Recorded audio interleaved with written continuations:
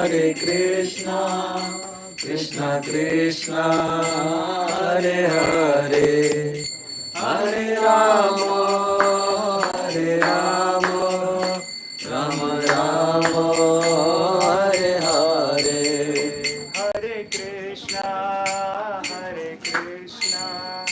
Krishna Krishna, Hare Hare, Hare Rama,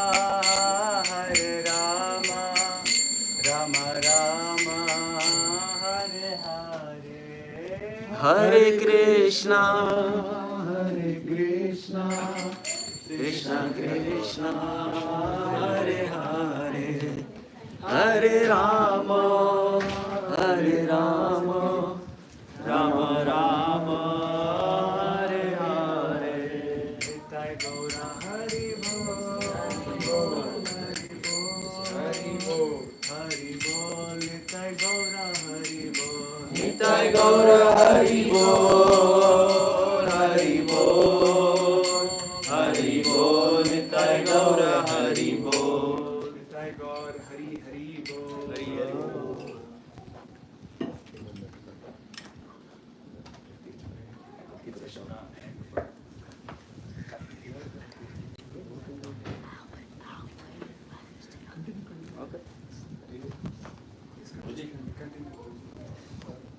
Why are you stopping there?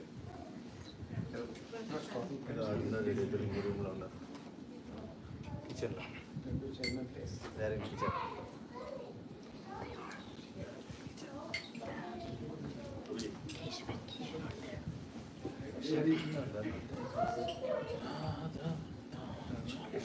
You are singing? She's singing. Why do you sing it too? This is so cool.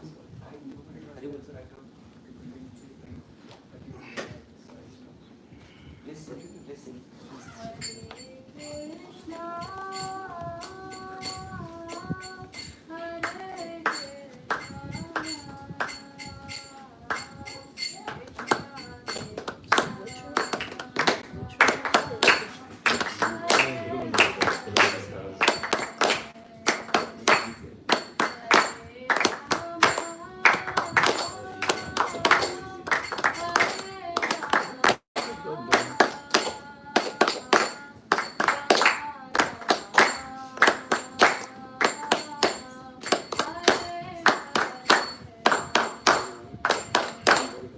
Hare Krishna, Hare Krishna, Krishna Krishna, Hare Hare, Hare Rama, Hare Rama,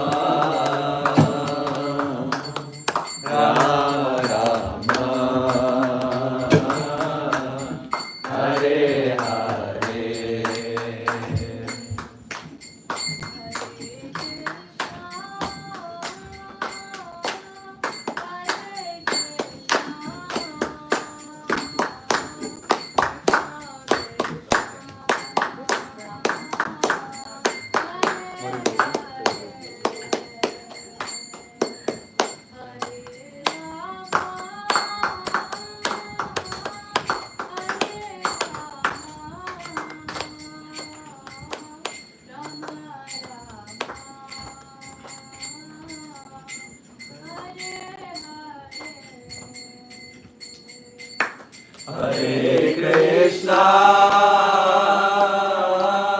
Hare Krishna, Krishna Krishna, Hare Hare, Hare Rama, Hare Rama, Rama Rama, Hare Hare.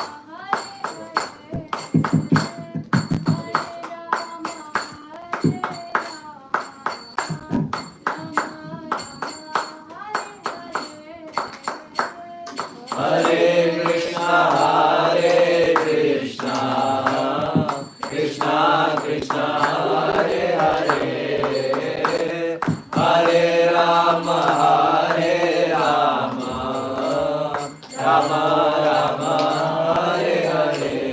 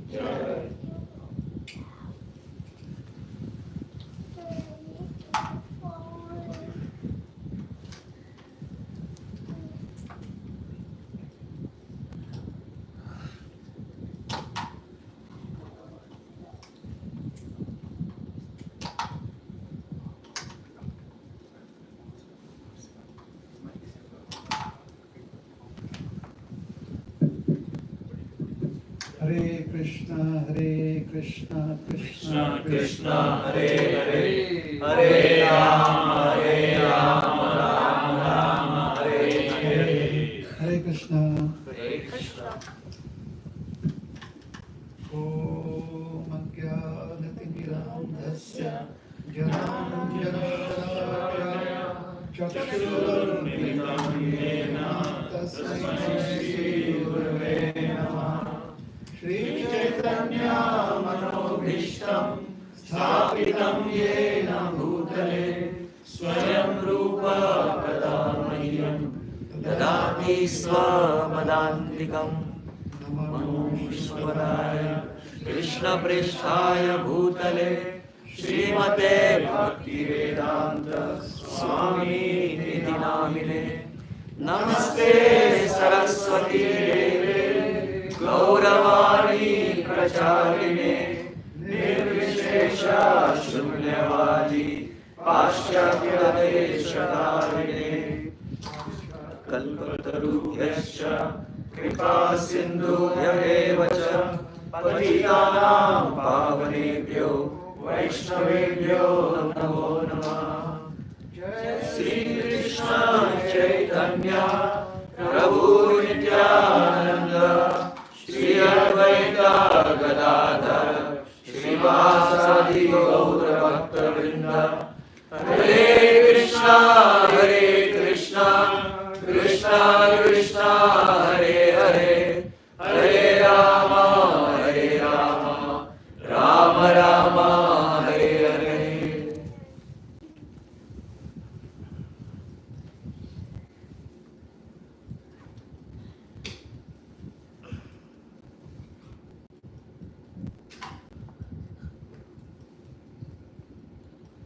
Hare Krishna.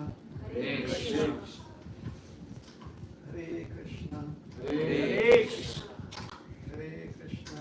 Hare Krishna. Krishna Krishna. Hare Rama. Hare Rama. Rama Rama.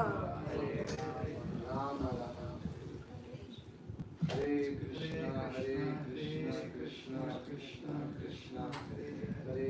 Hare Rama. Hare Rama. Hare Krishna, Krishna Krishna, Hare Hare, Hare Rama, Rama Rama, Hare Hare. Hare Krishna. So I was under the impression that this is a weekly Bhagavad Gita study group. So, am I correct? So I was hoping that everyone would have a copy of the Bhagavad Gita. Yes, yes.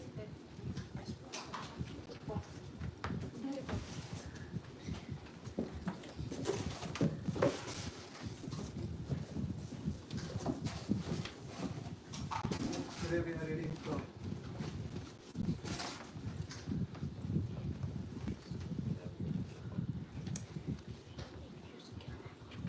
chapter 9, verse 9.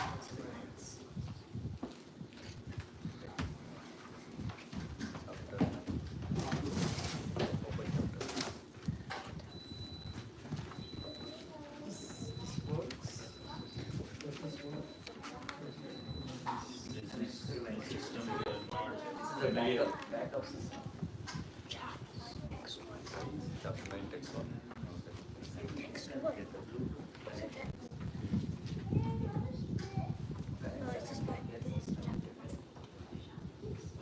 Yes, go to 9.1.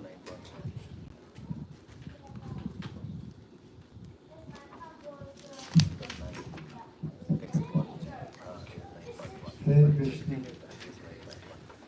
So chapter 9, verse number 3.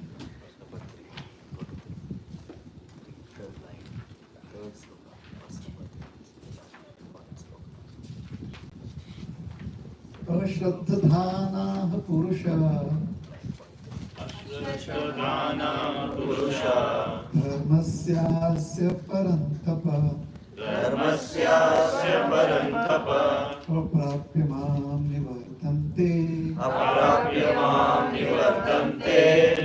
Mrityu Sansara Vartmani Mrityu Samsara Vartmani Ashraddhana Purusha Ashraddhana Purusha Dharmasyasya Parantapa Dharmasyasya Parantapa Prapyamam Nivartante Aprapyamam Nivartante Mrityu Sansara Vartmani Mrityu Samsara Vartmani Ashraddhana Purusha Ashraddhana Purusha Dharmasyasya Parantapa Dharmasyasya Parantapa Aprapyamam Nivartante Aprapyamam Nivartante Mrityu Sansara Vartmani.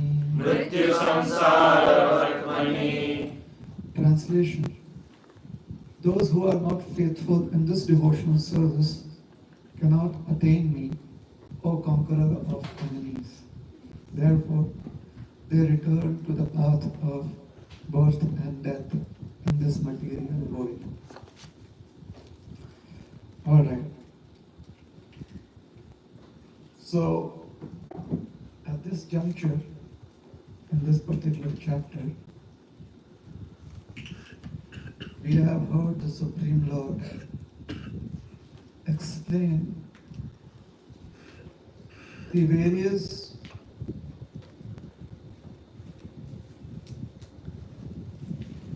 exceptional glories of devotional service. If you don't remember it, then we can just go to the previous verse. He's called it Rajavidya, Rajaguriya, Pavitra. So many different adjectives, superlative adjectives. So that is the context. So when he explains the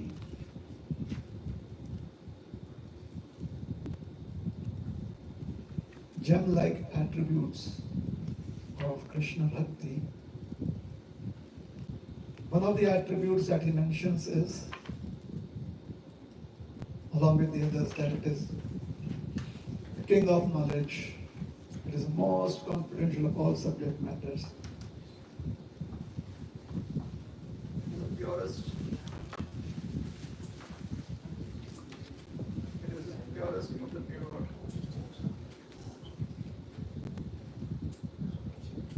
Hare Krishna, Hare Krishna, Krishna Krishna, Hare Hare, Hare Rama, Hare Rama, Rama Rama, Hare Hare, Hare Krishna, Krishna Krishna, Hare Hare, Hare Rama.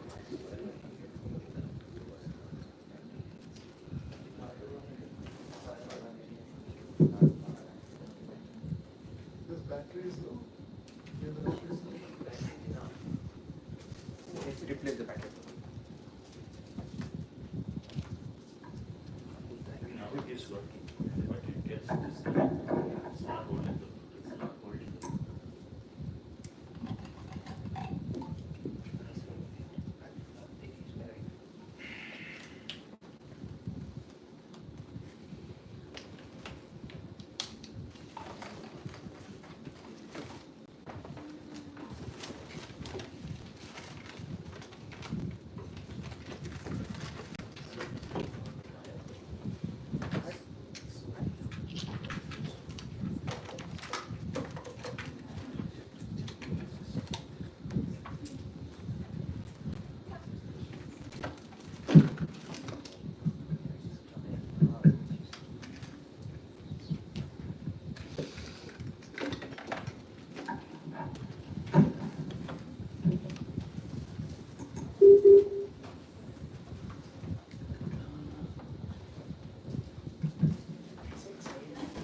So when Krishna has really tried to explain the potency of devotional service, he explains that how it is complete knowledge.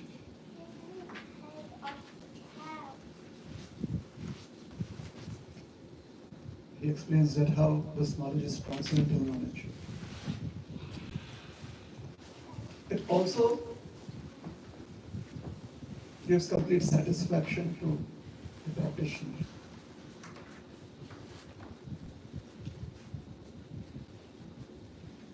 So then, it is but natural to wonder that if such divine and auspicious, sacred, spiritual knowledge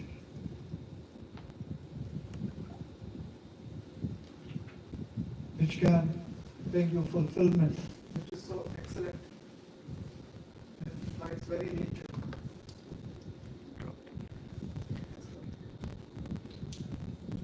That, I don't think that is the problem. I think There's an issue. so we'll all come closer, probably. So this goes from, so it's, the battery is next position.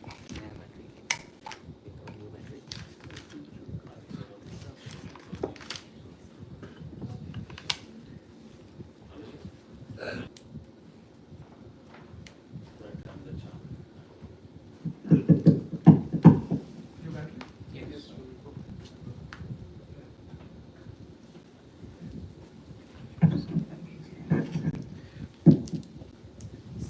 Hare Krishna. This is okay. It is still connected. Hare Krishna. No, this is okay. Yeah, if you want, you can return back to your original seats. If you want to. This is too loud in your ears. Yeah.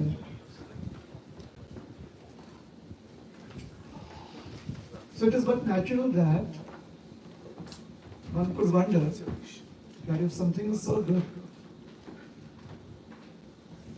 and it is having so many wonderful attributes, as Krishna also says that it is easy to perform, then why is it that somebody would not want to practice it? Why wouldn't somebody want to practice that which is easy? Why wouldn't somebody not want to practice that which gives you the highest good? Why would somebody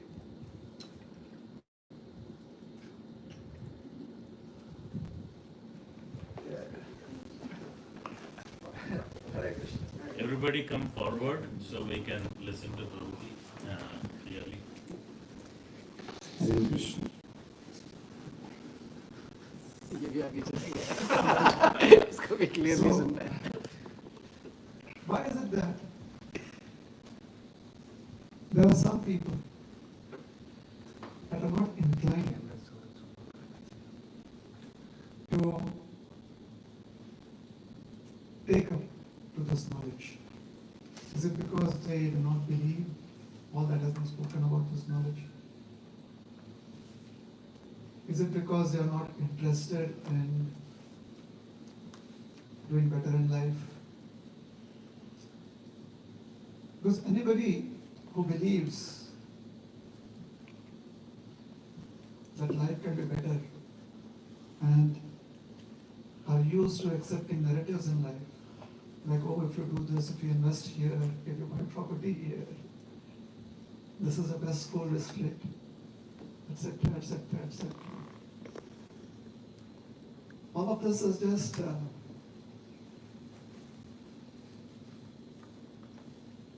notions.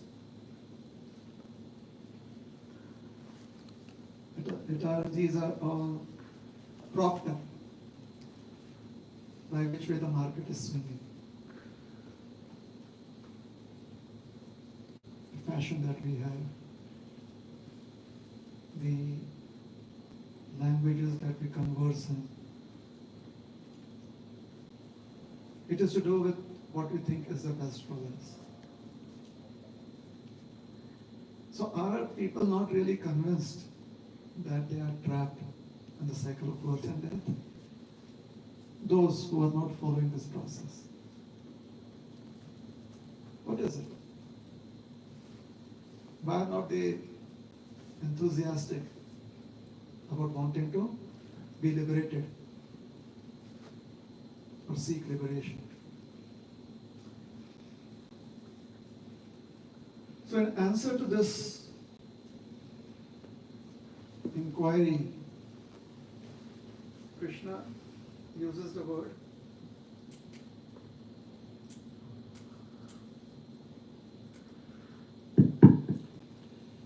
Krishna uses the word Ashuddha.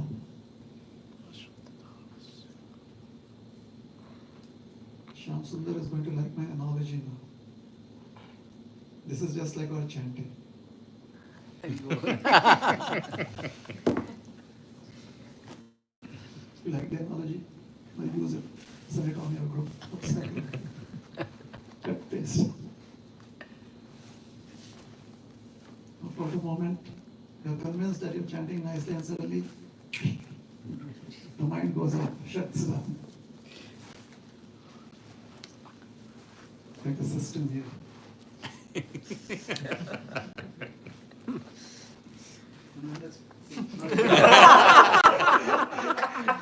Timing.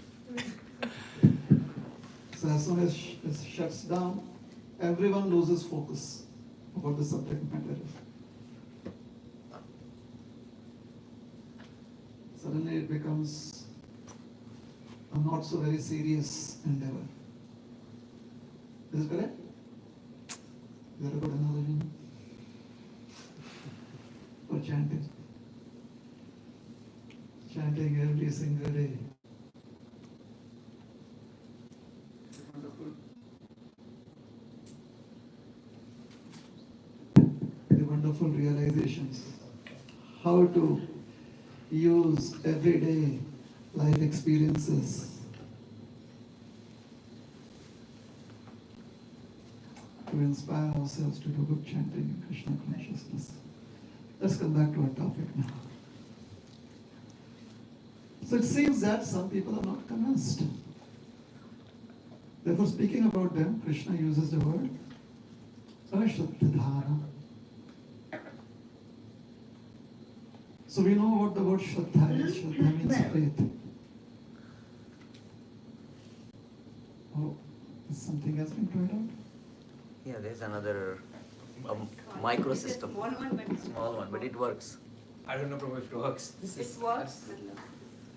You can use this chair. Put this in the chair. Hare Krishna, Hare Krishna, Krishna Krishna, Hare Rama, Hare Rama, Rama Rama, Hare Hare. This is good. This is good. We can hear. Yes, This is right Is here. the volume? Yeah, this is not. It's not like this. This echo is not. It is echoing. This isn't it? Yeah. Is that all right? Can we reduce the echo? Hare Krishna. This is better? Can you speak? Hare Krishna, Hare Krishna, Krishna Yeah, it's a Krishna, little bit Hare better. Hare, Hare Rama, Rama Rama, Hare Hare. Bluetooth mode. Volume.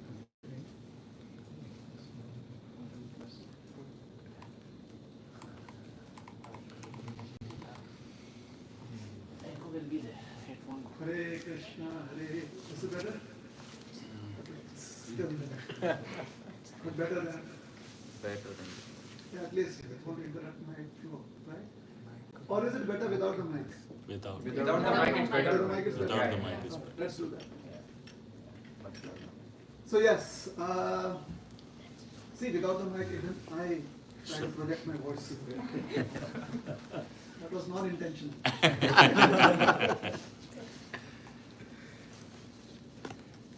So let's start at the beginning again. So Krishna Power off. has been put in a spot so as to say that, well, if you say, and you have said so many great things about this knowledge is X, Y, Z, A, B, C, and all of that. Blah, blah, blah, blah, blah. There are like 7, 8 blahs there. Raj Vidya, Raj Gurya, Pavit, Uttam, Susukham. So many like that, right? Jnana, Vijnana Sahitam. Sounds convincing. But still we find that people are not convinced. So why would anyone not be convinced to take up a process that is having so many benefits? I mean, we are definitely inspired by any process that gives us benefit. Correct? Now imagine if we were to come to programs like this and there would be no prasad at the end of the program. You don't want to imagine that. That would not be very, very compelling to attend. It's true. I mean, that's a part. We are going to spend about 2 hours at another place. You need to have, that's what people do. You need to stock up. So you expect prasad to be there, food to be there. So anything, any process, any event that gives us benefit. What does benefit mean? No. Benefit means that we may use the words mercy or blessings. Basically it means that I get what I don't deserve. I get that which I have not worked for. Jackpot. I get jackpot, according to Rajras. Right? So this is such a good jackpot. This is such a good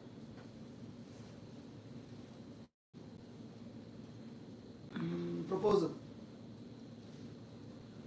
Susukham, avyayam, inexhaustible and everything. Such a process. So what is the mindset of people who are not convinced by this proposal? Krishna says their mindset is ashraddhadhana. That is their mindset.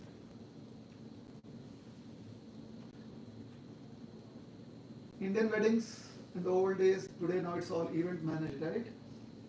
But the olden days where there were no event management teams, agencies, there would always be one relative, at least one, who would find out some issue with the entire program and would throw a tantrum. Correct?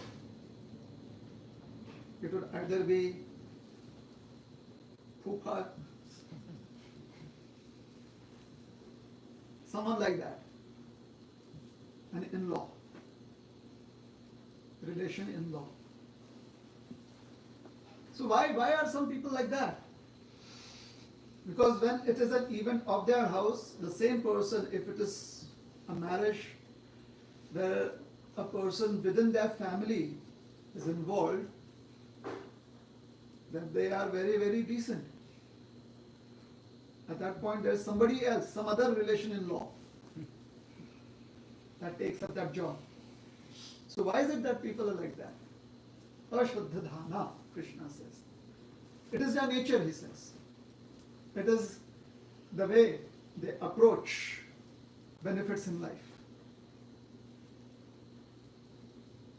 They are not wanting to put their faith. So when they are in a situation where such benefits could be achieved, they come to such events, to such places, keeping their faith at home in their refrigerator. They don't bring their faith along. So basically they are faithless. Absence of faith. It's not that they cannot put faith in another object. They have the ability to put faith in. However, in a particular situation, in this particular situation where Krishna is explaining why one should treat the knowledge of Krishna consciousness with great sincerity, they do not have faith. And why have they not brought the faith along? Why is it that they cannot let the faith be stimulated? Because they are sure that if they allow their faith to be stimulated under these circumstances which Krishna has mentioned previously, then they will have to put an end to the way they live life. And what kind of lifestyle do they lead? Their lifestyle is one event after another. It is an incessant unfolding of events which, according to the scriptures, would be categorized as sinful activities. So one event after another in their life is or has the flavor of sin in it, or that which should not be acceptable in any civilized human society. And if that is how we approach our reactions to events in life, if that is how our reactions are to situations that we face in life, that first response is where one thinks of that which could be sinful.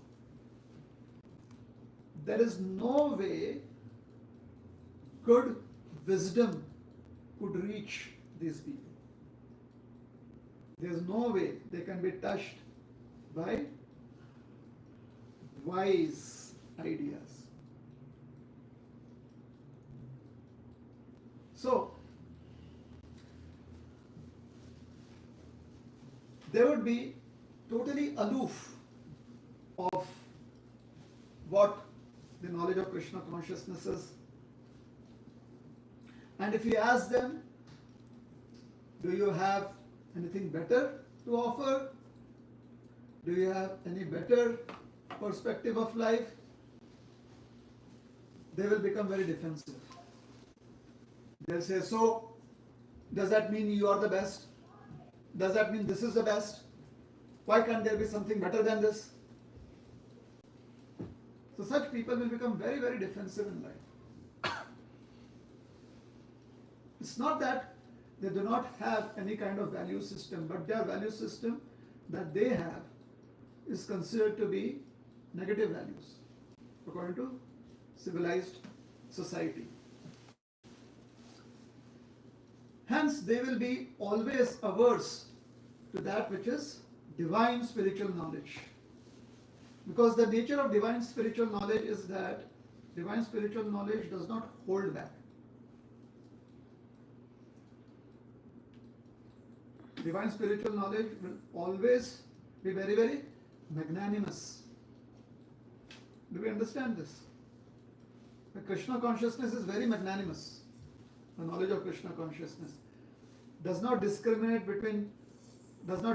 on the basis of who you are, what is your gender, what are your abilities, what are your talents, what are your qualifications or lack of qualifications. Very, very magnanimous. Sinful activities are not as magnanimous. They demand from you qualifications. It demands from you discrimination. It demands from you seeing one as different from another. Like, let us say, I'm not saying sinful activities, but activities that are very, very negative in principle. Let's say hate. Hate demands from you. What does it demand? Distinction. Me and theirs. Ours and theirs. Right? What else does it demand? It demands qualification from you. If you want to have hate within your heart, you have to understand that I am qualified, they are not as qualified. So it demands that you be qualified. Now, what is the opposite of hate? Let's say compassion, let's say love. Let's say compassion. Does compassion demand anything like that? Does compassion discriminate based on gender, based on adjectives, based on your status, based on your wealth, based on your talents? Does compassion do that? Like once Srila Prabhupada was asked, why the ISKCON people preach so much to rich? The rich don't need, they're already having so much, why not only the poor?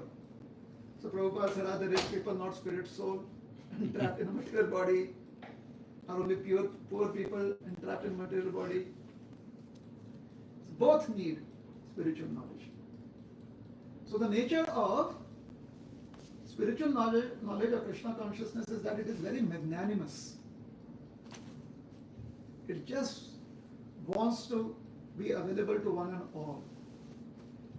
But when one has very, very narrow, selfish understanding of what is beneficial for oneself in life,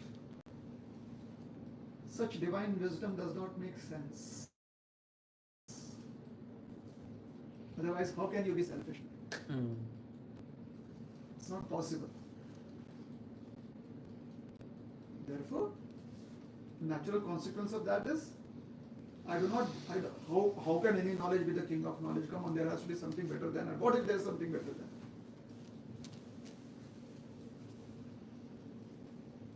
They'll try to justify their position of why they cannot keep faith. So, Ashraddhadhana Purusha Dharmasyasya Parantapa. Parantapa is an adjective for Arjuna, it is another name of Arjuna. Secondary name. Dharmasyasya, dharma. In this world,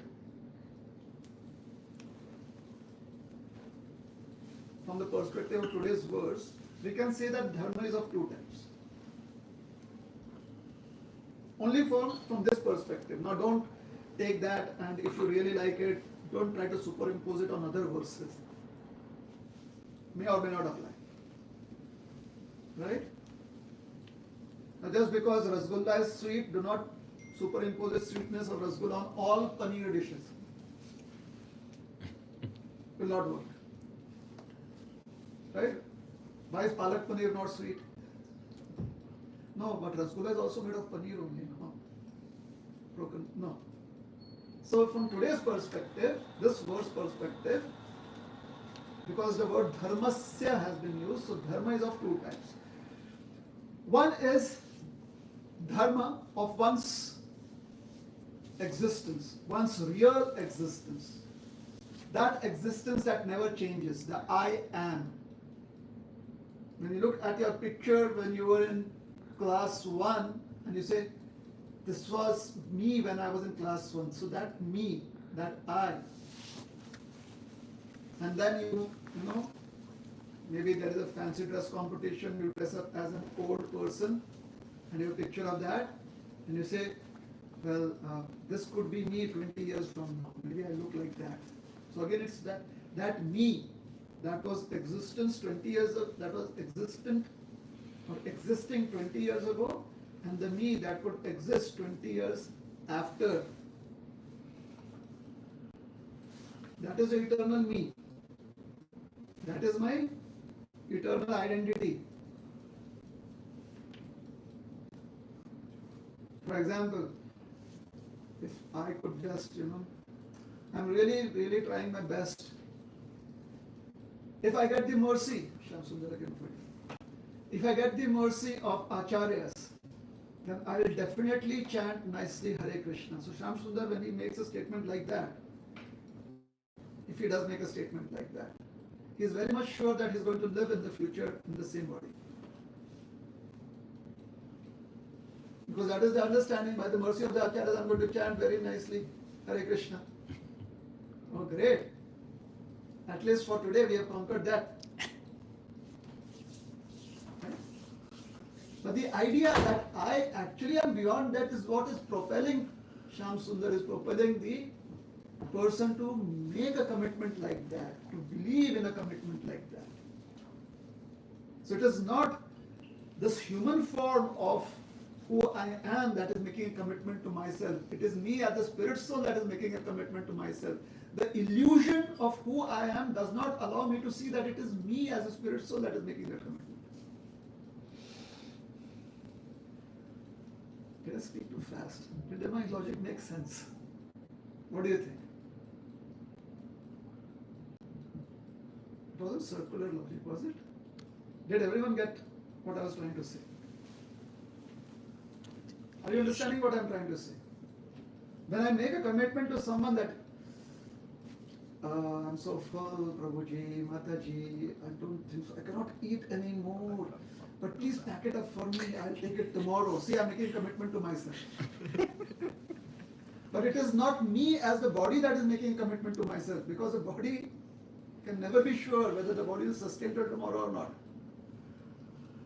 Unconsciously, I as the spirit soul is making a commitment to myself that tomorrow I will have the prasad. Unfortunately, if the body doesn't survive, that will not manifest. Does that make sense now? Yes, Prabhuji. Is that clear? Yes? So, that is called as Swadharma. Swadharma are the actions or the thought processes or the what is thoughts, actions and words, speech. So any thought processes or any actions that are based on the idea, conscious or unconscious, consciously or unconsciously, that I am spirit soul, that is Swadharma. Understand? There is another dharma called as Paradharma. Swadharma is where the commitment is to me, by me, for me. Okay? Now there is Paradharma. Paradharma is where the commitment may not be, all the three factors, to, for and by, may not be fulfilled. For example, please Mataji, you can pack this and give it to me, or Prabhuji, pack this and give it to me, I'll take it and eat it tomorrow. So, I make a commitment that I am going to live in this body till tomorrow. That is Swadharma. But the idea that the food will last till tomorrow, that is Paradharma. The belief that the food is going to be good till tomorrow, that is Paradharma. The belief that tomorrow my digestion is going to be good, that is Paradharma. The belief that tomorrow something else may not change my situation, that is Paradharma. So here I am trying to make a commitment to myself that external factors may not change, but it is by me, for me, but dependent on something that is not me. Does that make sense? Yes, Prabhuji. Me existing tomorrow is dependent on me myself as spirit soul. So most of the commitments that we make are in terms of Paradharma. Most of the way that we look at life are in terms of Paradharma. Understand? So, those who are the believers, those who accept Krishna's words, they are inspired by how great Krishna consciousness is, because they identify or they are more comfortable with their Swadharma. But the Ashraddha-dhana, they are totally immersed in Paradharma. And hence it may seem that they have values in life because Paradharma. So to keep the food good, they will have a refrigerator. To get the refrigerator, they will work hard, spend money. In fact, they will also try to have other ingredients that they can add to whatever preparation is there. After 12 hours when they sit down to eat, a little chutney here, a little papad there. See, look at the structure, look at the value system that they have. They do have that. So they do have intelligence.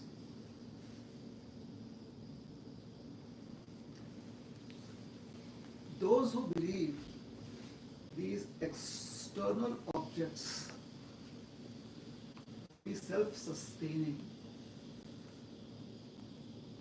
although they know for sure, very sure, Prabhuji, Mataji, please be careful. I'm not sure if this food will last till tomorrow. They're very sure that it is going to come to an end. Right? They're very sure that tomorrow, I hope I can chant nicely because I've had a late dinner today. So we know that the process of chanting could not go so well because dinner, the stomach could be heavy. So we know that there is a beginning and an end to such propositions that we have in life, which means there is creation and there is destruction to such propositions that we have in life. So if anything that has a manufacturing date and an expiry date, to convince oneself towards the eternality of that.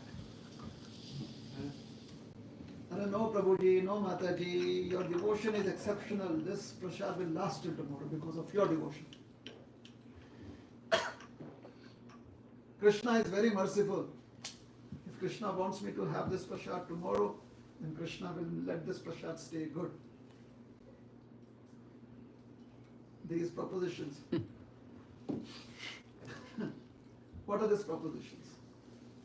These propositions are trying to justify our faith in that which is temporary.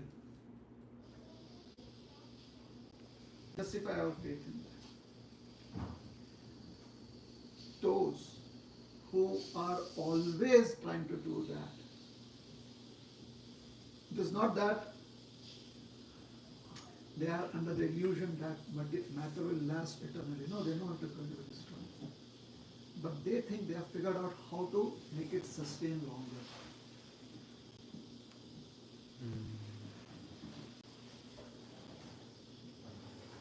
Right, Shri?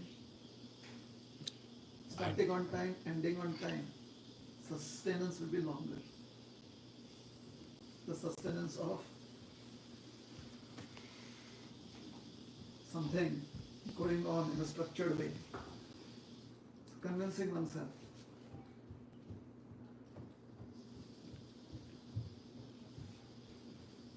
Matter will always go towards degradation. There's going to be disintegration. The Ashwadhadana are those who try to put their faith in that which is non-eternal more than that which is eternal. Therefore, dharmasyasya parantapa. And the biggest surprise in life is the kind of investment we put with faith in this body. The kind of faith that we put in the extensions of this body, like our family. So every practitioner here must have heard of how we have actually two families. One is the biological family, the other is the devotee family.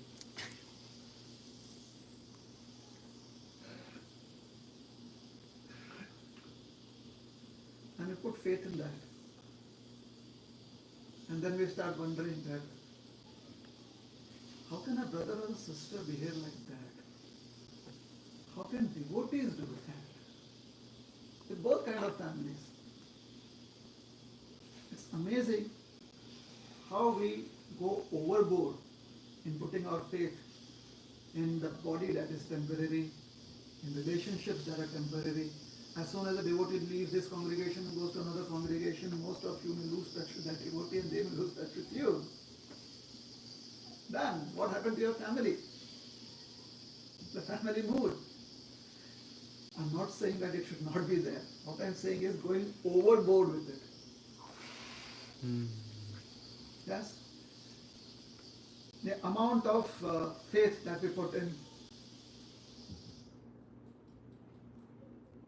objects that have some kind of status. How many of us would be comfortable with a bead bag that only is like this, Gomukhi?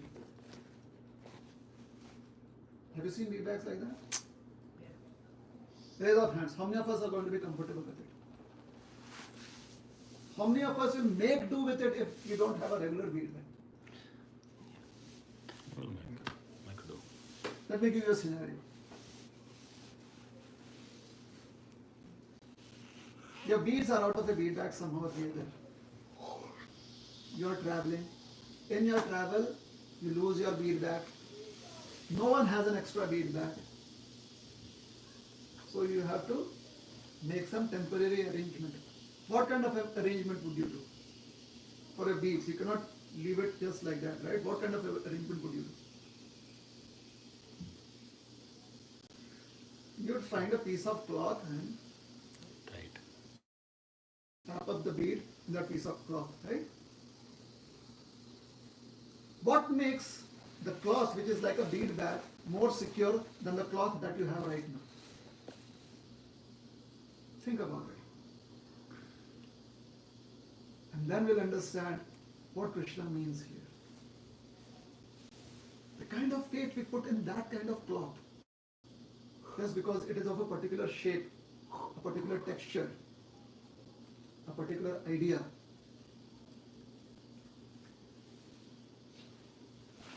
Let's suppose there is a bead bag. Show me this bead bag. Thank you. Very good. This thing can anytime break. lose its connection with the pouch. Is the bead bag still function? Any problem holding it like this? But this seems to be more natural, isn't it?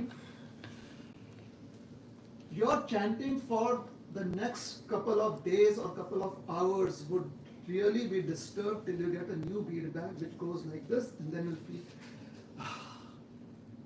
Prabhuji, Mataji, I was just not able to chant properly because I was constantly thinking I had made some offense. My bead bag was not happy with me. So this got disconnected. Yeah, thank you. This is, from that point of view, this is a matter of status. This bag is a matter of status. It is what identifies you as a devotee. If you carry a bead bag like this to any program for a couple of days, after some time, someone or the other is going to ask you, is something wrong with your bead bag? And if actually you show them that your bead bag is without this, then the next event at your house, you will have 10 new bead bags coming to you. I'm not saying it is wrong. Please don't, I'm not saying it is wrong. What I'm saying is that this becomes a matter of status. It defines who you are. This is called as Dhana Sampatti. Our possessions, in terms of wealth, in terms of assets. Let us give an example of bead bag. It could be your shoes, it could be a comb, it could be your tilak, it could be your glasses. So many things. Is it wrong? Is it right? That's not the question. That is not what we are addressing. What we are addressing is when we put our faith in such temporary objects, convincing ourselves of the eternality of these objects.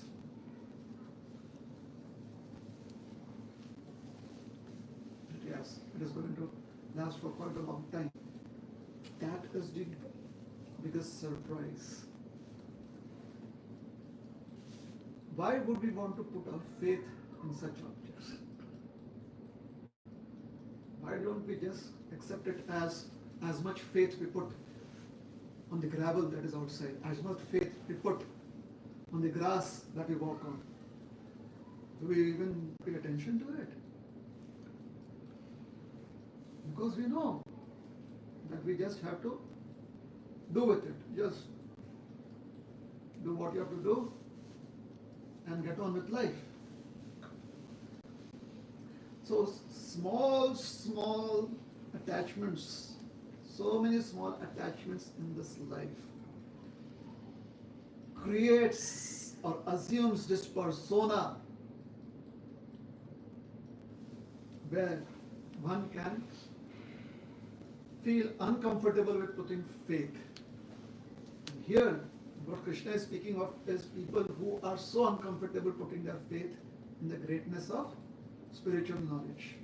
For it is easy for them to take shelter of, it is easy for them to believe in temporary dead matter than to believe in divine spiritual knowledge.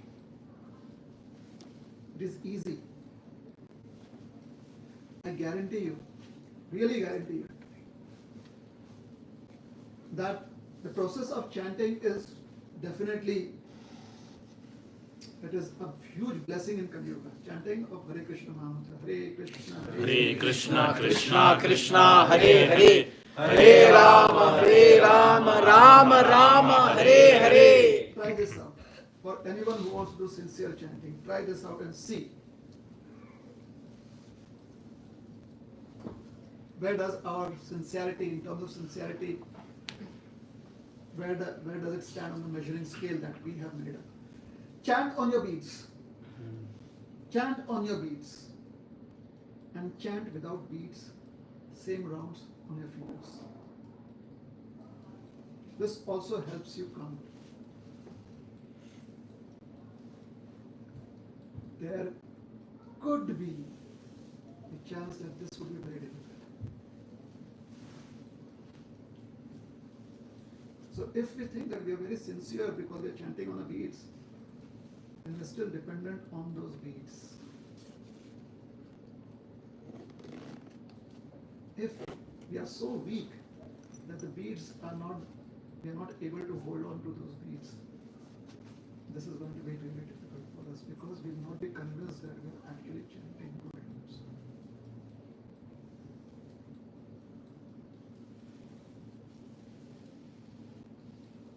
Make sense? Yes. What I'm trying to say? Yes?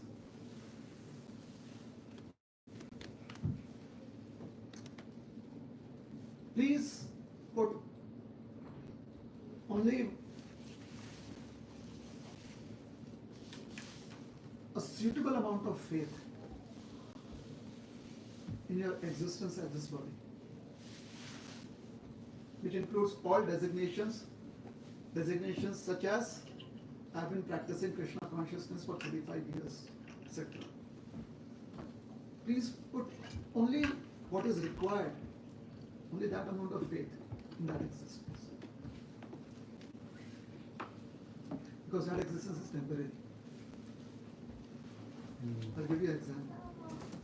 If you have been practicing Krishna consciousness for 35 years of your life,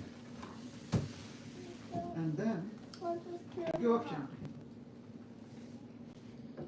you don't chant anymore.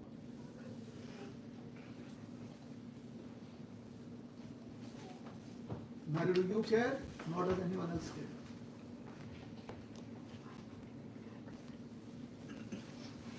Alright? So even when you are chanting sincerely for 35 years, you should not care as much about who you are or what others think of you or about you.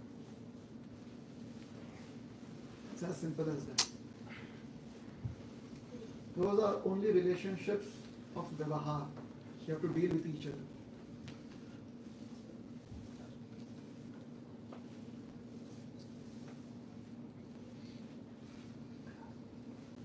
So Swadharma and Paradharma.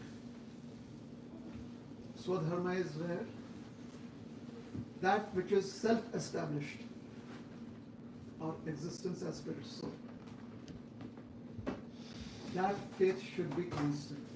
And Paradharma is that which we, according to the birth that we have taken, need in terms of facilities to use, we should put only as much faith as is required, not beyond that. In terms of our emotions, in terms of our time, we should only put as much as is required and never beyond it. When Krishna uses the word dharmasya here, he is speaking about this swadharma. He is speaking about eternal righteousness. That which is eternal and that which is right. And hence swadharma, or our existence as part and parcel of Krishna, and hence rendering service is what really is our existence, is what has value. This is eternal and this is righteous.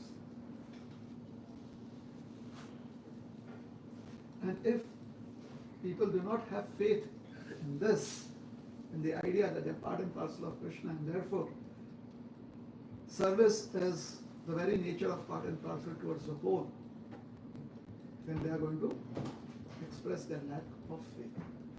They are going to say, this is not what we believe in, how is it possible, etc., etc. And when we have such righteous approach in life, that becomes the platform on which we function, then every act that we perform is an act of upasana or worship.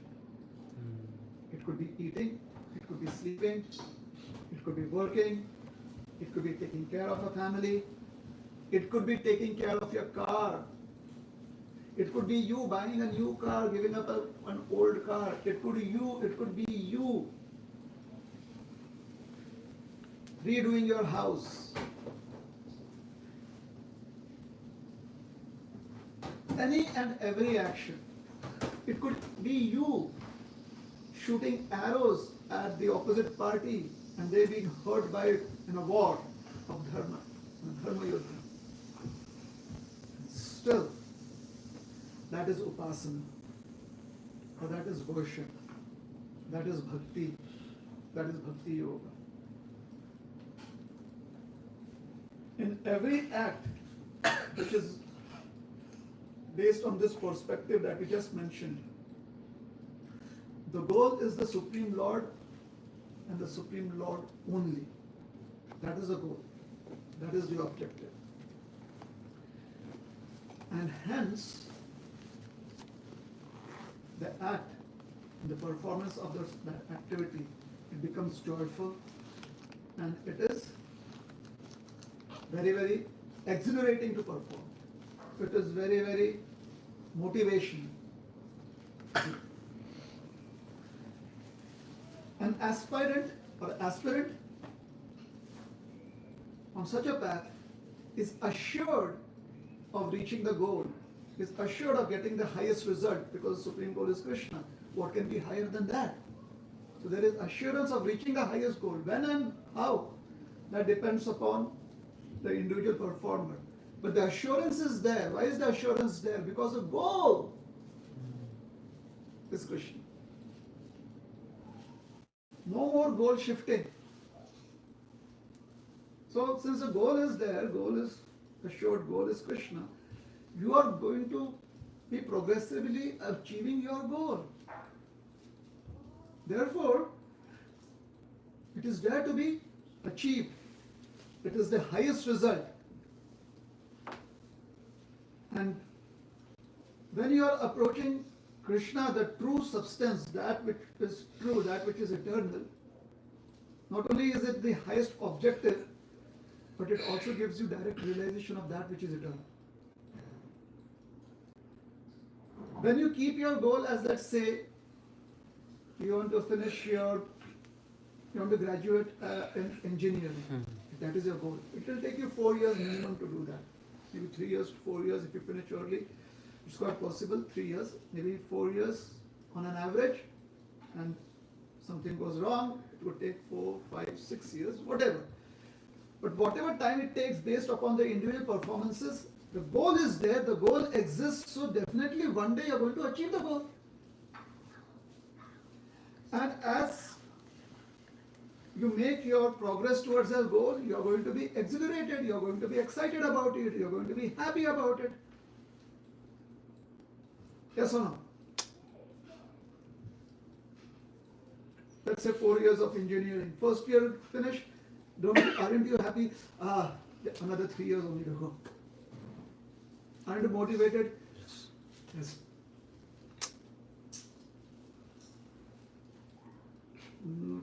Keep your head in there, you'll make it. Right? Isn't that the highest objective? Because you've kept that as the highest objective in your life. It is the highest objective for you. It is the highest goal. So when Krishna explains bhakti as knowledge, where he is expressed in the 9th chapter, he says this is transcendental knowledge. Getting a degree is actually achieving a platform of knowledge. But why does that degree not seem abstract? Why does it seem something that is you're able to hold on to? That piece of paper, why does it seem substantial? Because the knowledge that you have is abstract. Isn't it? The knowledge that you have is somewhere, it's not at the pieces of pages. Is it? Is it on the digital page? Is that the knowledge there? Those are just symbols. Those are just alphabets. There is a knowledge in your understanding. Why does a piece of paper convince you that now you have good understanding of it? It seems substantial. Right now, because we are not getting a piece of paper, hence we are not able to realize it. What Krishna is speaking about is a platform of knowledge where it is susukham, it is avyayam. That is the platform that is speaking of. Hence, this faith cannot just be intellectual belief. This faith cannot simply be someone's dogma, somebody, Om Shanti Shanti. It cannot be Aham Uvacha. XYZ says so and therefore you follow. It cannot be dogma. It cannot be a set of principles that good-natured people like you come together and convince yourself that this would be happy or this would be good. It is not simply a belief in the statement of each other. Why do you feel that you are a good person? Because my mother told me. Because all my colleagues said so. See, they gave me a certificate of appreciation also. Why do you believe that you are a good person? Why XYZ is a good person? Because they got initiated. Because they have an initiated name. So it is not simply a belief in the statement of one another. It is unshakable conviction of the self that knowledge of me as spirit soul is the only knowledge that can sustain through 8,400,000 species. That is only conviction that sustains. From our perspective, the human perspective, we may not really understand that. Does a lion actually know it is a lion? Does the lion even know that we have given the lion the name lion? Does the lion know that? Probably not. Just like, do you really know that we have given you the name Srinivasa? Very good. Can you understand the parallels? What the lion definitely knows is, I have teeth, I am hungry, I have to catch an animal, a live animal and eat it. I cannot live on a dead animal. The lion knows that. What does the cow know? What does the goat know? I have teeth, I have a mouth, I am hungry, I have to nibble on the grass. I have to go and drink water from somewhere. There are other senses. Some of the senses may let them know what is healthy, what is not healthy. So maybe they'll not drink contaminated water. And then somebody will come up with a nice reel. Even the animals know what is contaminated water. Humans don't. Animals are more intellectual than humans. All right, get the Nobel Prize for it or whatever.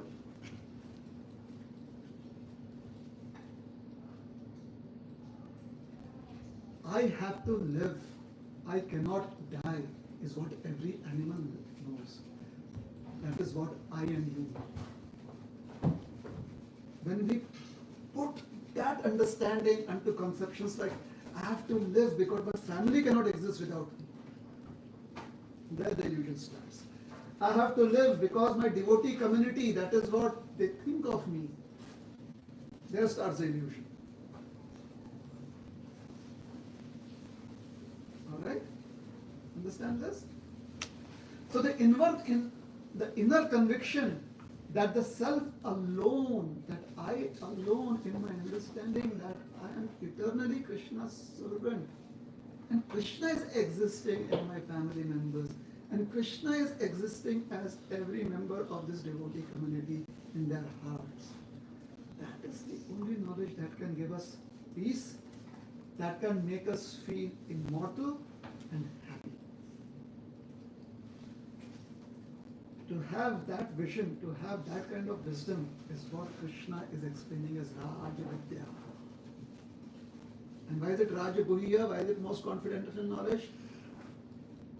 We all know about it. Do we think we actually know about it? Or are we happy with the idea that in Pittsburgh people know me? Are we just happy with that idea? Therefore, if I go to some other place, I don't feel comfortable there. No one knows me. I always feel like coming back to Pittsburgh.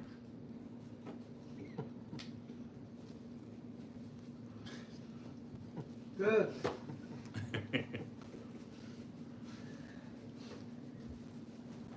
So, hence it is Raja Guhya. It is confidential knowledge. Obviously, when I'm speaking to you, I'm going to give that perspective. When I'm speaking to somebody who's not regularly, I consider you to be coming regularly to classes, but I'm speaking to somebody who's not regularly coming to classes, then I'm going to speak that devotees, they understand confidential knowledge. But when I'm speaking to you, then I realize that I have to explain things to myself. There, if there's a different audience, I have to explain things to them more than to myself. So the inability to comprehend pure devotion and why such a high status or position has been given to bhakti in the scriptures may seem very difficult to understand. We may accept it as our understanding because that is our culture. But many a times, when we are by ourselves, we may think it to be an exaggeration. Certain aspects, certain viewpoints, we may think it as an exaggeration. Why? Because they challenge who we are. Those propositions challenge us and make us feel inferior. The Ashraddha feels inferior according to what pure devotional service speaks. That one has to be selfless, and the Ashraddha feels inferior because the Ashraddha does not understand what it means to be selfless. So feels insecure. Subconsciously, this feeling builds a barrier, it builds a wall that prevents divine wisdom to come inside. And even if such people, it is a fact that even such people want peace in life, they want happiness in life, they're striving for liberation. But since they're not able to accept divine wisdom, they will find out other ways. Oh, let us form a club. The club will come up with an idea. So they come up with their own concocted ideas, their own diverse speculations. And they will try to increase their faith through such mechanisms, unfortunately, they will not have success.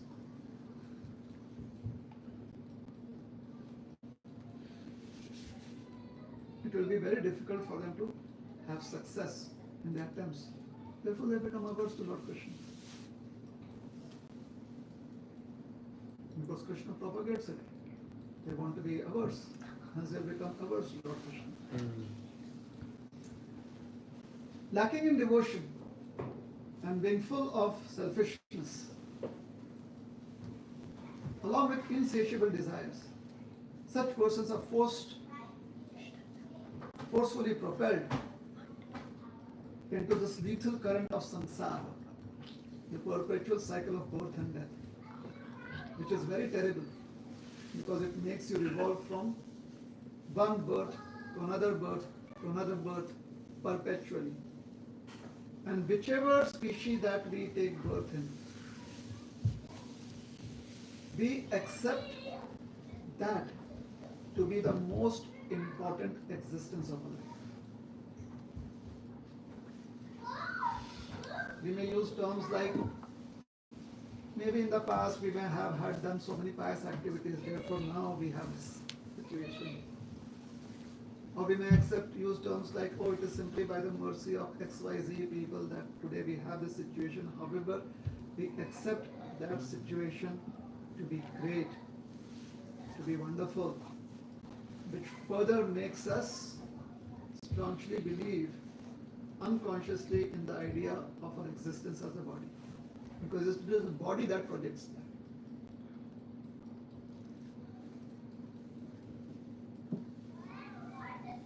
Therefore, there is an attachment to this body.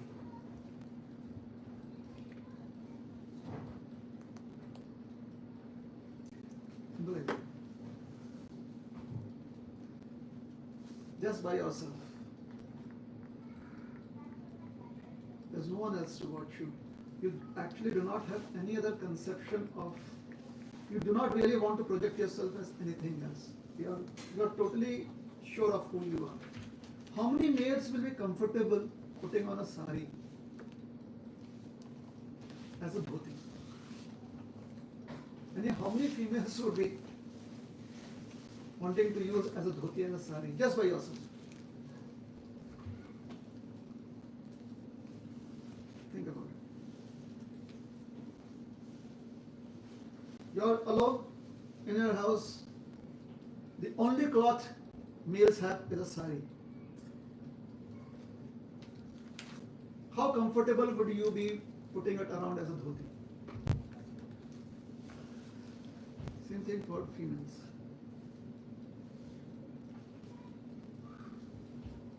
It's just a piece of cloth. Society has given that piece of cloth the name as a sari or as a dhoti. Now we have identified ourselves as someone. And even when we are by ourselves, we start questioning our own personality. If we wrap a sari around us as a dhoti, we start wondering,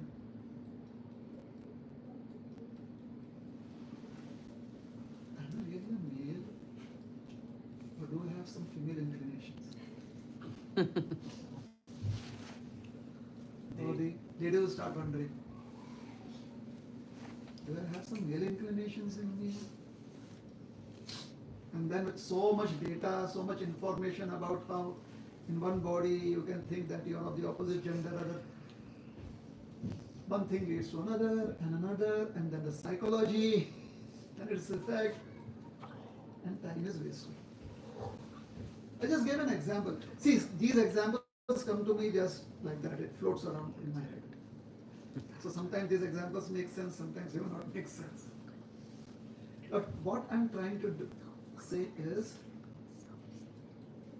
that as soon as we take birth in any species, then the identity that we have in that species becomes the most important to us. And based on that, we express our intents as who we are. Even if there is no need to express that intent. For example, in a quiet room by yourself, There's no need to express the intent whether you're a male or a female. You just take a cloth, wrap it, and sit down and chant. But if you feel uncomfortable, like, oh, sari, I never knew sari is also so comfortable. Why are you even? It's just a piece of cloth. Make sense?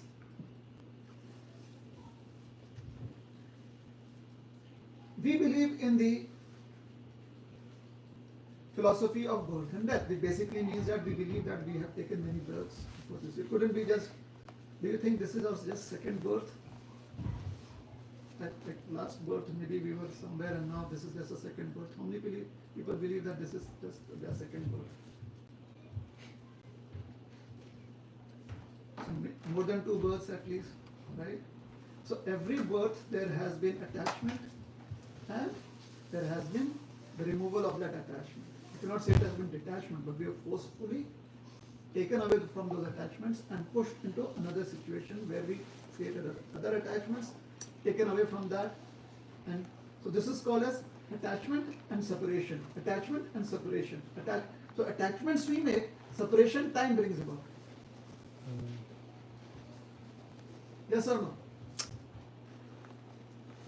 Attachments we make, separation time brings about. Despite that,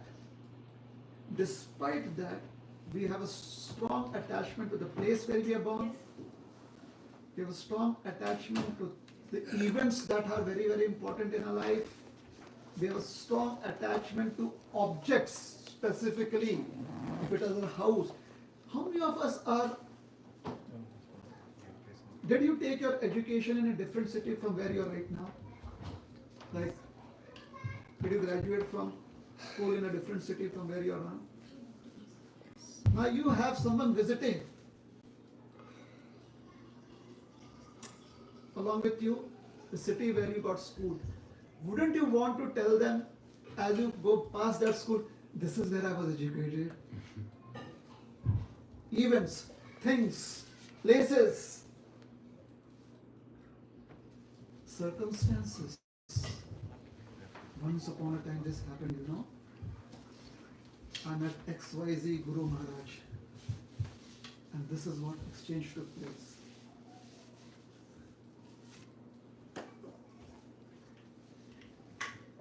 It's not right, it's not wrong. The attachment that we have to the body that had those exchanges is the illusion. So despite having undergone so many different births where there was attachment, separation, somehow or the other, despite being forcefully retired from attachments in every life, we come back in a new life to develop more and more attachments. And any process that interferes with our ability or with our desire to make such commitments towards material attachments, that makes us very insecure. In fact, we may have the most lavish facilities and we may not really have to work for anything. We really don't have to feel insecure about anything, like being in Swargaloka. And no insecurity there at all because there is no disease, no old age. Still people make attachments. Even in such places. And people like you and me, we sometimes feel proud that, oh, we are so fortunate that we have taken birth as humans, because even in the higher planetary systems, they do not have as many miseries that we have here. Here it's balance. So we are more fortunate. Oh Krishna. How dangerous and perilous is human existence. Wow. It's full of peril, it's full of danger.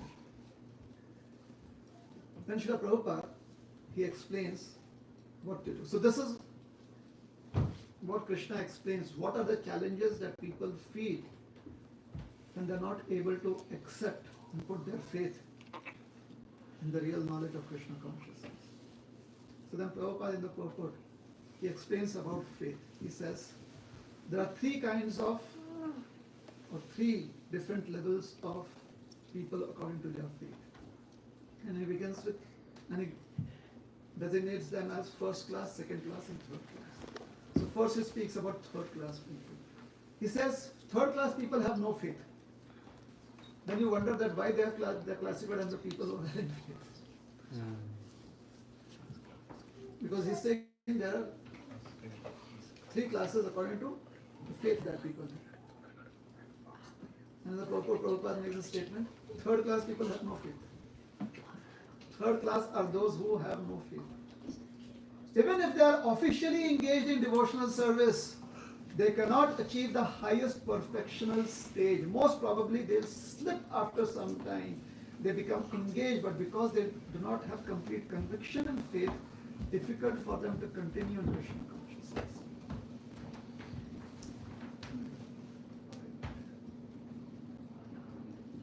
Sometimes, when they feel a little comfortable with the gifts that they receive in Krishna consciousness, they say, all right, now I will go my own way.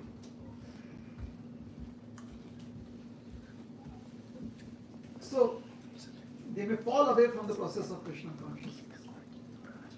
And then Prabhupada in the same purport makes a statement that a third class person has some faith. What is the third class person's faith? First he makes a statement that the third class person has no faith, but then he says he has some faith. What is the faith of the third class person? The faith is that devotional service to Krishna is very good. It is like you and me telling someone else that, yeah, if you like it, it is good for you. There's a good career in the world market out there for you. But you yourself have no interest in that subject. So a third class person is somebody who has faith that, oh, what you are doing is very good because devotional service of Krishna is very good, but has not gained adequate knowledge of Krishna through scriptures. Adequate. There's a difference between adequate knowledge and read knowledge. You understand? What is the second one, Prabhuji? Read, just through reading. Adequate knowledge and read knowledge. Because when you read a set of information, all you do is understand the concepts that are there. That is what reading is. Sometimes you may not even understand the concepts that are there, but let us accept that you understand what the concepts are. That is called as read knowledge. What is adequate knowledge? Adequate knowledge is when you read and understand the concepts and know what is useful for you and what is not useful for you. Adequate knowledge is where you have the filters to distinguish between what information is useful for you and what is not useful for you.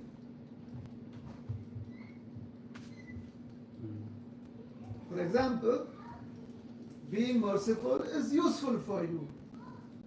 Therefore, meat eating is not useful for you.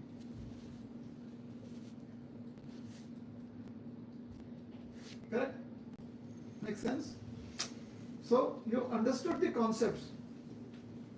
Being merciful is about you understanding how you can render service to all living entities. Meat eating is about how it is not good to be, or it is not helpful to be violent towards animals. Sometimes you may compare and contrast while expressing that knowledge. Oh, compassion means you should not be harming animals. Oh, that is not what all compassion means. Please. But that is the way you present it. Therefore, that is read knowledge. You have not distinguished clearly between what is useful and what is not useful. Therefore, what is compassion? Compassion is where you render service to all animals. And therefore, a small part of it is that you don't harm animals. Make sense? Because you are rendering service, there is no way you could ever think of harming animals. But if someone else is harming, you try to prevent that, or you try to not participate in that. Make sense? What is adequate knowledge and what is dread knowledge? So third class devotee may have knowledge, may have the faith that Krishna consciousness is good, but does not have adequate knowledge from the scriptures. And hence, they may be more attracted towards fruitive activities. That can I give classes after reading scriptures? Fruitive activity. Can I preach after giving scriptures? Fruitive activity. Can I recite verses for the public to let them know that I know? Another fruitive activity. We train our children actually to be fruitive in their activities.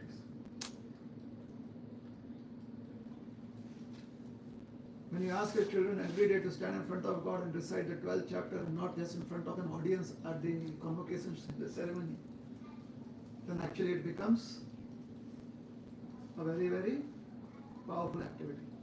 But if it is only at the convocation that you ask your children to do, or it is only at some event, Janmashtami event, can my child recite 12th chapter of the Gita? Fruitive activity.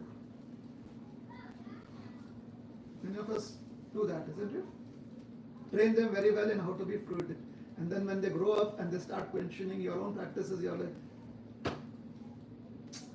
what can we do? Ultimately, Krishna is in control.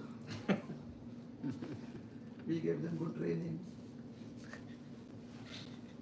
But Krishna is teaching us detachment.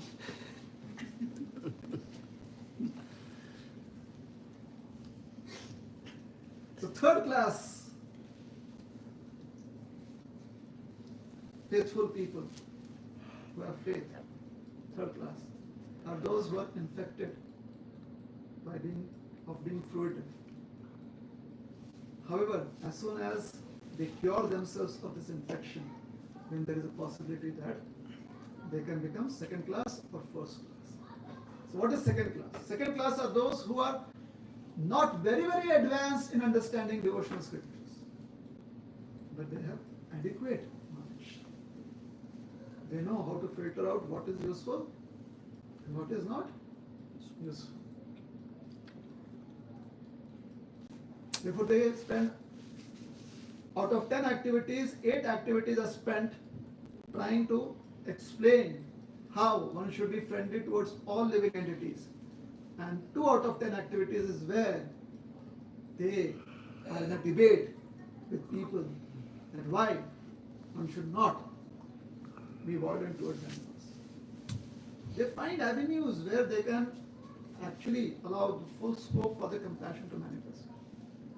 They're not always looking for challenges and debates. Oh, let me go to that slaughterhouse and challenge them and do that.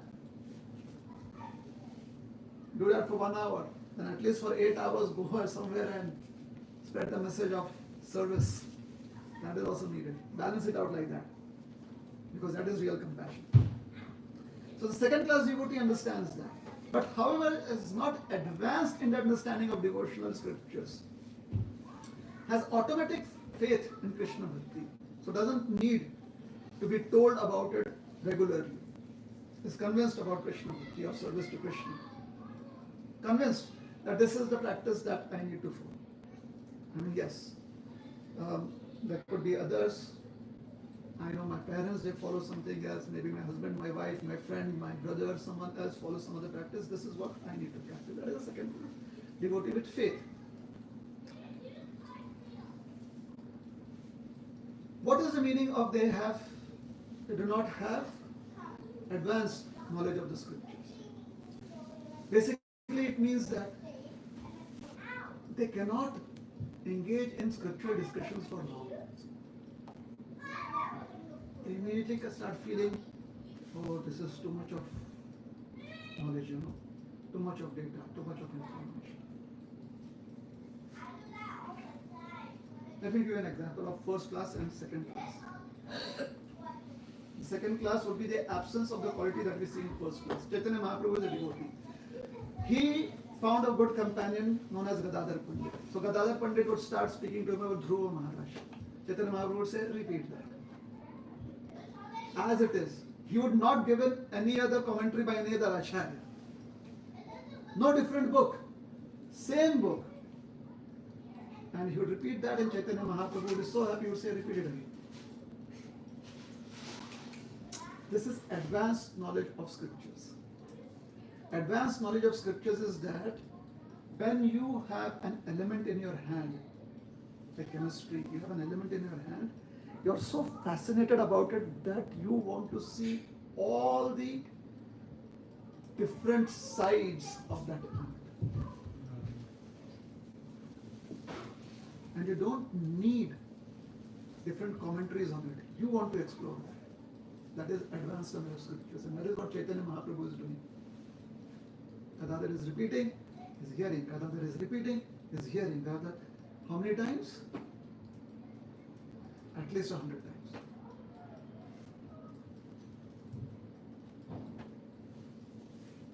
So should we try and do that? Next Ekadashi, Nirjala Ekadashi. Let us try and listen to Dhruv Charitra at least 10 times. Why? Because Chaitanya Mahaprabhu heard it repetitively, so if you do it repetitively, you'll make it end. No, it will be a time well spent. But advanced understanding of scriptures means you have to know that these great seers, they have put in, we have this Veda base of all these great seers. And we have access to all of that. Each of those propositions speaks of Krishna either directly or indirectly.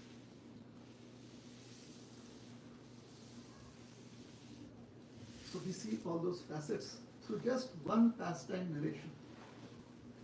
If we have read scriptures a lot. So they have neither perfect knowledge of the scriptures nor good faith, but by association and simplicity they are simply trying to follow. That is second class. What are first class? First class are those that have they are well versed in Vedic literatures, scriptural knowledge, and they have attained the stage of for faith. So Prabhupada concludes by saying, it is only by faith that one can advance in Krishna consciousness. Faith is created by association of devotees. Please understand this very, very carefully. Faith is created by association of devotees. It does not say practicing devotees. So don't misrepresent that in your head. Being with practicing devotees is good. It will help you develop faith, but the kind of faith that is being spoken of here is faith is created by association of devotees. So either we decide whether we are practicing devotees or are we devotees. And then it will be easy to understand what is the application of this application of this statement. Okay? And in conclusion, so unfortunate are those people who even after hearing such vast evidence of Vedic literature from great personalities, they are hesitant and cannot put their faith in devotional service of the Lord. They cannot put their faith in the excellence of devotional service of the Lord.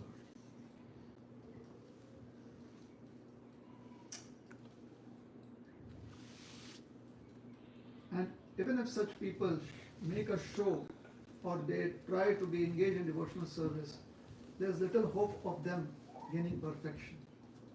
Hence, one must try and discharge devotional service in good faith. So the first two verses is where 9.1 and 9.2 is where Krishna is explaining the positive approach towards having faith in scriptures. That scriptures have all these qualities, or devotional service has all these qualities, and therefore it is good for him. The third verse, he is explaining the glories of scriptures by giving a negative perspective, that if someone is not having that good fortune, that person can never get the great perfection that can be achieved by devotional service. So the first two shlokas are representing the vidhi process, and the third verse is expressing the nishedh process. And vidhi, nishedh, do's and don'ts are very, very helpful if one has to lead a progressive and productive life in material existence. Do's and don'ts both are helpful in being productive in material existence. So we'll stop here. Any questions? Any doubts?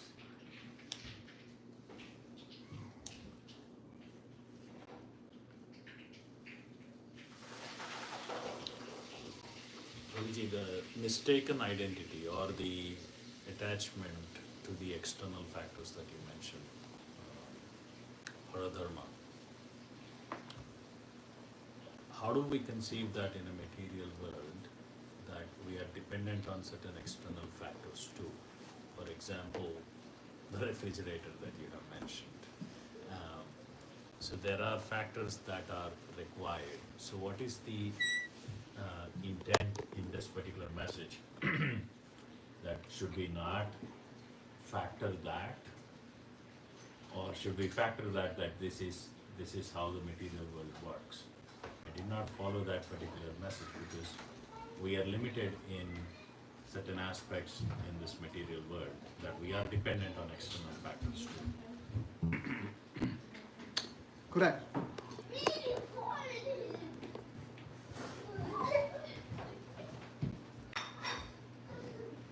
I think a simple analogy that comes to my mind is, what is, once you have a refrigerator at home, what is more compelling? To cook or to make 2 pedas every day fresh and offer to Krishna? Just 2. Or to make 10 and offer 2 every day to Krishna for the next 5 days? What is more compelling? What is more compelling? The former. If you have a refrigerator. If you have a Yeah. What is more compelling? ladder. The latter. Making 10, keeping it in the refrigerator, knowing very well that it will stay good.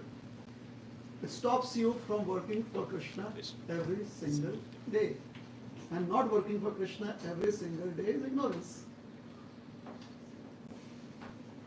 Make sense? Absolutely. Where did that come from? Is it because of a lack of knowledge of Krishna consciousness? No. It is our dependence on the refrigerator.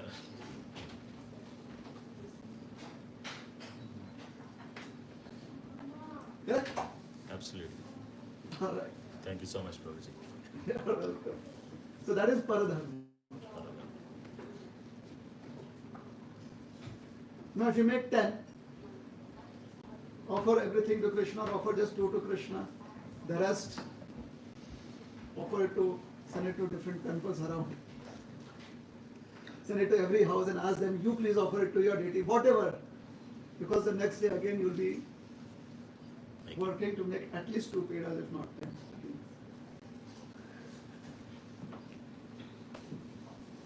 Make sense? Absolutely. No, sorry. Now the refrigerator can be helpful if you are getting milk from New Vrindavan and keeping it for 10 days, 5 days, because it's not possible. But because the refrigerator is there, you may be compelled to do this with the paper. Let's both ways. Okay? Yes, Prabhuji. So therefore I said, I'm not saying whether the refrigerator is good or bad. I'm not saying that. Yes. Hare Krishna. We suppose we have like some faith, try to progress in Krishna consciousness. And over the time, we are feeling that this is the faith, our faith is correct, whatever we are doing is right. And what other person, the other society they are doing, it's not right, they are doing something wrong. And over the time, it comes in mind that whatever we are doing is the correct, other is doing wrong. And this way, it's kind of develop. Hate is the strong word, but definitely it's some develop this kind of thing.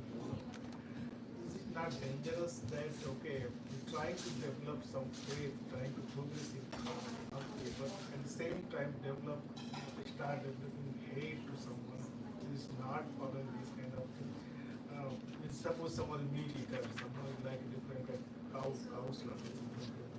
So over the time they were okay, whatever we are doing is correct, they are doing, but the same way they are also thinking about me. So it not kind of dangerous for that whatever okay, we try to develop faith and try to grow in healthy, but at the same time it's unknowingly develop kind of hate with someone. So we are trying to practice devotional service, and we are trying to advance in bhakti. At the same time, we may be very, very negative about somebody else following some other process. You give the example of some other practices. You give the example of somebody who kills animals and eats their flesh. That is what the example you give. So we may feel hateful towards them. And you also said that they could also feel similarly towards us. Maybe not meat eater, but somebody else may feel some way even like hateful towards us. Correct? Different situation. So, what was the question there? the question is Is it alright doing devotional service and having such unknowing emotions? actually Is that the unknowingly like develop kind of hate to someone else. Unknowingly. Yeah, that means definitely means I'm feeling that okay, I don't have hate, but definitely it's developed a hate. Someone kind of kill to even the suppose I'm not having the faith whatever some other person is having. Sometimes trying to kill animal, human being also. Sometimes the strong hate like develop slowly. But we are feeling okay, whatever I'm doing, then it's the correct path, I'm doing bhakti. But if the hate develop, what is the meaning of bhakti? Means, So the question is that if such hate develops, then what is the use of doing bhakti? Yeah. Right? That is the question. But definitely we are not going, definitely like you give the example, body, we have to reach up to the level of body, swadharma, paradharma. Means after that I was thinking that okay, it's a long way to go to, means in bhakti, means we are really doing nothing. After that I realized when definitely kind of strong hate developed with someone. So means how to avoid this kind of thing even in the bhakti? Question is, So the question is still same. yes. And whatever other statements you made is just Yeah. some thought process Yes. going on in your mind, right? Yeah. So the question is that, so going back to the examples that we spoke of, that you mentioned, by doing bhakti, it is expected that we do not have feelings like hate towards others. So what is the use if we still have faith? Correct? We still have hate. Sorry, we still have hate. What is the use of doing bhakti? Because that faith should help us overcome such tendencies. That is the question, isn't it? Again, let me give you a small example, right? Have you ever been in a situation where you yourself or you've seen somebody having a book open in front of them, maybe textbook, maybe it is Hindi literature, maybe it is science, a young student, school, maybe high school, right? And they're spending hours at it. However, they're not actually reading the book. They are very, very good at, at mind travel. So within their mind, they may be at that desk on the table for 4 hours. But actually, they were just, oh, I met my friend and we went there, or there was this boy and this girl, and I like this boy or I like this girl, and okay, this is what I'm going to talk to her or him, or this is what my mother told to me, or just last night there was this huge fight, and that person spoke so bad about me. Those things are going on in the head. But what does it appear like? So what is expected? That because they are reading, they should be able to overcome these feelings and focus on doing well in their studies. Isn't that expected? And if to a bystander this looks like, oh, even after 4 hours of reading, why they are not understanding the subject matter. So what happens within our consciousness is a matter of free will. We with our free will make choices where we want to invest our consciousness in. So if we are practicing devotional service, maybe for the time that we are doing those practices, we are investing consciousness therein. Maybe. However, with those limited amount of time of practice, what is expected is that we could carry it forward. Not the practices, but the idea of investing our time in such practices. That is expected. However, if we are not able to do that, it is not devotional service, or the practices of devotional service that is falling short. It is our own choices that we make in life because of our free will. We choose to let events, objects, or external factors affect us such that we can express faith. Isn't reading of the scriptures supposed to help us with that? It is. However, even while we are reading the scriptures, if we are not able to give up the past impressions that are there, we are not able to say, okay, closure, from now onwards, it's a new life for me, then those impressions are going to make us hate the other person. Hate doesn't, if I read the scriptures, I have no hate towards you, I will not start hating you now onwards. There has to be some reason for me to hate you. Now, if that reason is very, very strong, then just one event can make me hate you. If I realize that you are the person that was the cause of the destruction of my entire career and everything I lost, and now I have so much of debt just because you cunningly destroyed me, then that could make me hate you. Very strong reason there. But typically we don't have such strong reasons. It has to be a series of events that slowly but surely adds on to create hate within our consciousness. When you're reading scriptures, why are we letting that stay within our mind? Because that is what the scriptures and that is what devotional service tells you, that till now who you were, put a closure to it, start yourself as a new person. It is like a person reading a book but not reading what is there in the book, just being involved in those memories. So who chooses to stay involved with those memories? It is a practitioner. So what can devotional service do? Can devotional service force you against your free will to make choices? Can those practices force you to go against the choices that you want to make? No.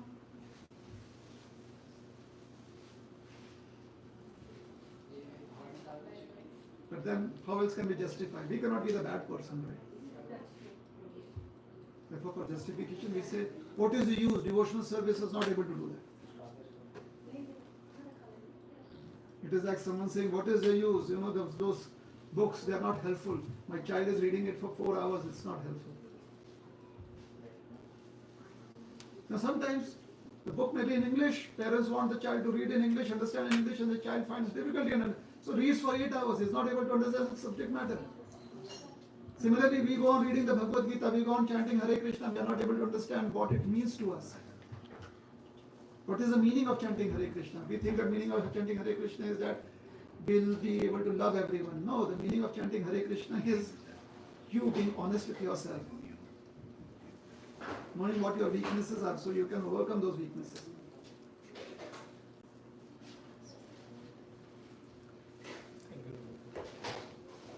Chaitanya Mahaprabhu gives us Cheto Darpana Marjanam. By chanting, the mirror of the heart is cleansed. What does it mean cleanse? If you want to clean a mirror, you have to take a cloth and rub it, right? The mirror of the heart is cleansed, so you have to do the rubbing, isn't it? Now supposing on a mirror you have put a very important address and somebody is cleaning it. Hey, stop, don't rub that. Clean the rest part of the mirror, but leave that is very important. So similarly we are chanting and chanting says, okay, I'm going to clean the mirror. And you say, no, stop. Those memories you let them be, because I want to hate that person. We make our choices like that. Make sense? Yes, sir. So we have to address those challenges. We have to let the Holy Name erase all those memories. Hare Krishna. Yes. Hare Krishna. Thank you very much, Prabhu, for explaining the faith, the points you explain, and Prabhupada explaining the third point about the unfortunate people, those who hear but still are not able to follow or trying to follow or faking it, but they'll still have opportunity to succeed. So I really like that point, last point, Prabhu, which you explained from Prabhupada. Thank you for explaining it. One question I have on faith, Prabhu. So in chanting, it's with me. I'm attached to chanting. I'm having hard time reading scripture. So whenever I have time, I just want to chant. My mind doesn't allow me to go towards reading scripture, but it just tells me to chant. Whenever I'll have time, I'll just chanting. So how to remind myself that reading scriptures is also important. Like how to overcome that. Not towards chanting. I just want to chant. If I have time, if I'm driving, I'll chant all the time. I'm been told, I asked senior devotees to read, hear Prabhupada's broadcast, but my mind doesn't. It just asks me to chant. So While driving. Whenever, whatever, while driving, while I'm doing anything which, even if I'm sitting alone, whatever, if I have free time. If you are in, let's say, in your house or a safe space, Yes. and you have a book in front of you, your mind still tells you to chant. Yes, still tells me to. So it's not about just because driving No, is no, a no. different situation. Yeah. No, All right. yes, driving is So if there I is just a give you an thing- example if of you rather driving. chant. If you don't want to hear, that's all right. Yeah. Because what you should focus on is driving, Yes. not the chanting or the hearing. Yes. That is most important. Yeah. Now, we may think that, oh, we are expert at doing it. However expert you are, expert swimmers are the are the greatest danger of drowning. Yes. Because those who are not expert swimmers, they are very, very afraid of going Waters. into deep Yeah. waters. So the greatest casualty is about amongst drowning people are those who drown in water are those who are good swimmers. Yes. That is a higher casualty. There are actually statistics for it. Yes. Yes. Similarly with driving. Okay, so we are not speaking of that. There's that hope or some secure place or Yes. retreat, whatever secure place. You have an opportunity to read there. You have time for reading, Yeah. and your mind tells you to change. Yes. However, is your question that is that okay, or is that question that how do I find taste for some reading? What is the question? Yeah, is it fine that if I chant only, is it really important in Krishna consciousness? Is it really important to? I should be reading more scriptures, or as prescribed rounds, I should be doing that much only, or I How do should. you know that chanting is good? Is it I just I have- your belief? no, You know, just it's natural just, belief? it's my strong belief, Prabhu, and I have heard from all, like, senior If you have Vaishnavas never from you. heard from anyone, would you still have that belief? No, I will not. So the people who told you, did they tell you that they actually read about it and therefore they know, or they also say that it is just their belief? What is your assumption? What could be the difference? From the people that you heard, do you think it was just their belief, just a natural belief since birth, or do you think they have read about it or heard from someone that has read about it? Heard from someone that has definitely read about So it. what you think is just your belief is based on someone, it is borrowed belief. Someone else's belief based on their reading. And you've just borrowed it because it feels simpler for you. You need to have your own belief system. It cannot be a borrowed belief system because it only lasts for some time. Alright? Yes, So for your own belief system, you have to explore. So either you go on chanting yourself and have your own realizations. That is one process. It is a long process. Or you read about it. So you may find difficulty reading scriptures. Why don't you read about devotees who have had good experiences with chanting? Read articles about them. We are fortunate enough that we have at least 10,000 years, if not more, of people of different generations having experiences with chanting. Chanting of the religions of devotions. Why don't we just read about, in simple language, what we say is that if you find difficulty reading scriptures, why don't we just read the Leela part of it? Just read that. At least get used to reading scriptures. Read it in part. Skip what you feel to be very cumbersome. Skip it. Alright. Like Bhagavad Gita, you feel that it is very cumbersome. Just read the part where Krishna describes this devotee of mine is very great. This devotee of mine, because it explains about qualities of devotees. You may like that. Oh, this devotee is very great. Read it. I think it's the 12th chapter. Yo me bhakta samay priya. Yo me bhakta samay priya. Krishna explains. Oh, why such a devotee is very great. Maybe you like it. Just read those parts.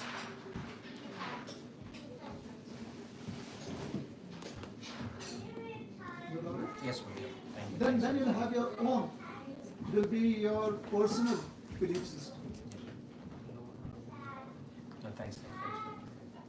Hare Krishna. Alright, so we'll stop here. Thank you very much. Hare Krishna. Shri Prabhupada ki Jai.